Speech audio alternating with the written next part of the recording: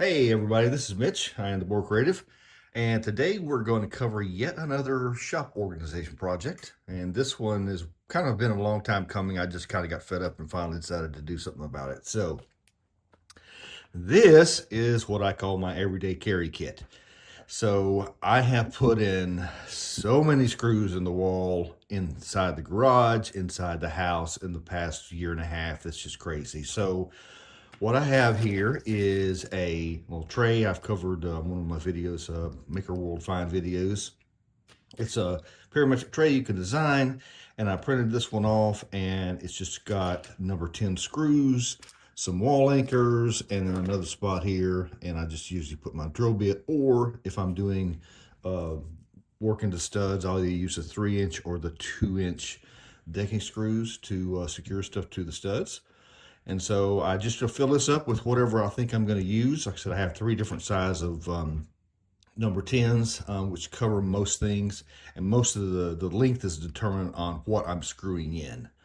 So some of the things stand off further than others. And it works fine, except for the fact, like the other day when I was doing my video about the wrapping paper storage, it was really confined space, and I almost dumped this whole thing on the floor, actually on top of other things on the floor, which would have taken me hours to clean up because of the way it works. I'm like, this is just not going to work. So we are revamping this into something more sophisticated and special. Here is my new everyday carry. Actually, it's not that. That's just the parts and pieces. So let's get this out of the way. And we'll bring in the piece de resistance, which is a Milwaukee Packout. This is the 5-bin version, 2, 3, 4, 5, which we are going to replace with all of this stuff. So I love the Packout stuff, but I'm all about the packing and never about the outing. I don't go anywhere really where I need these. For this price, I could have gotten 2 of the Stanley storage units that I have, or almost 2. And again, these are made for construction sites where people are throwing these at each other and getting mad and stuff. And this is just absolutely amazing, but it's a lot of stuff I just don't need. So I started digging around. It's like, okay, these are not going to fit what I need. And go out to Maker World, did one quick search, and found a whole bunch of things to help. So let's jump into how we're going to fix this. So the first thing is we need to remove the boxes that came with it, because we don't need them. And I guess I could move my other boxes out of the way too. So in looking around, I found this grid, this model from a gentleman, and it's really cool. It uses something, what's it called? Click grid or something like that. If you can see, it's got these little gaps and things, and they act as springs. And the idea here is the boxes that we've all known and loved click into place. Mess it up. They click into place so you don't have to have magnets or anything, which I think is really handy for this. So this model, and he has a couple others, is specific to this type of thing. So it fits right in there. You can glue it. You don't have to, but you can. I chose not to. And then we're going to put our boxes in. But the first thing I need to do is, this is a cover. And the problem with using this system here is we have these gaps around the edges here. These were made for exactly those boxes over there.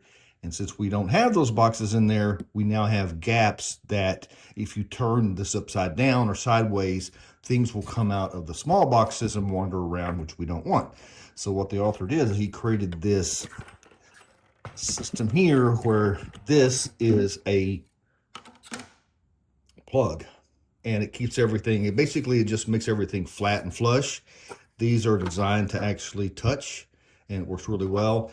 This is a 4.5 unit tall Gridfinity box. Other than that, it's standard Gridfinity. So that goes like that and fills it in. So we need to glue this in place, and then that's the only really gluing we're doing in this. So let me get my glue and glue it in place for you. So using Starbond medium, and let's see if I can get this in there without making a giant mess. I'm almost out of this bottle, so bear with me. Not working. Not sure where the gap would be. Hot glue may be a better option with this as well.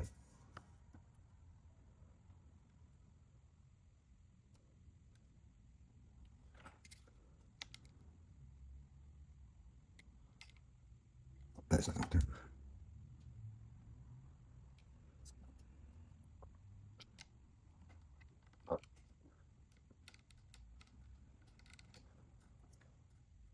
I'm going to let that dry. I'm not going to use accelerator because sometimes accelerator will actually color the plastic or do other weird things to it. So I'm just going to get a heat gun and just kind of brush over it and do that. So I'll come back when that's dry. Okay, we're done. Got that all installed. I did use accelerator because it was taking way too long to dry. Didn't seem to have any bad effects. So let's go ahead and populate this with boxes. Like I said, these snap in place.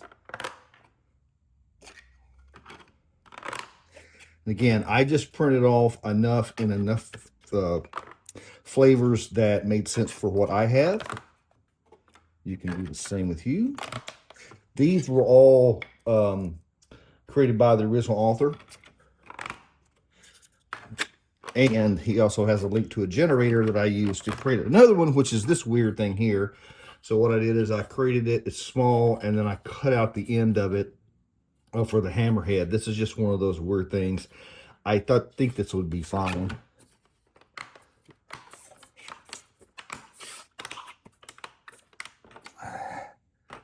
And that goes like that. And then the idea here is I put things like drill bits in there. Again, this is all subject to change. So I've got my drill bits. Remember my video from last week where I talked about putting these on the outside of the cabinet? Maybe they go in here better. I don't know. And then I can just populate everything as necessary.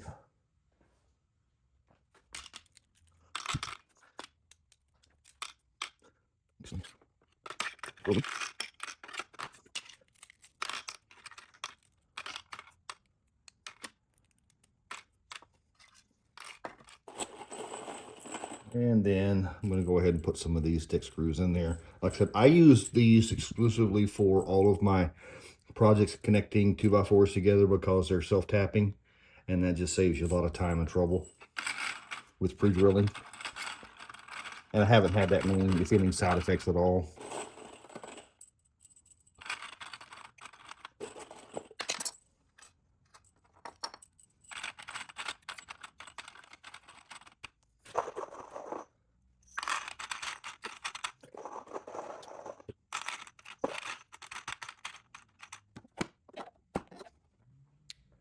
And there we go.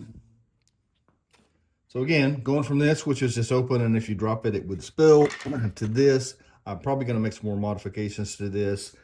I would like to maybe at some point try and figure out how I can get this level in here. That may not work. What I might do is try and figure out how to put it on the outside.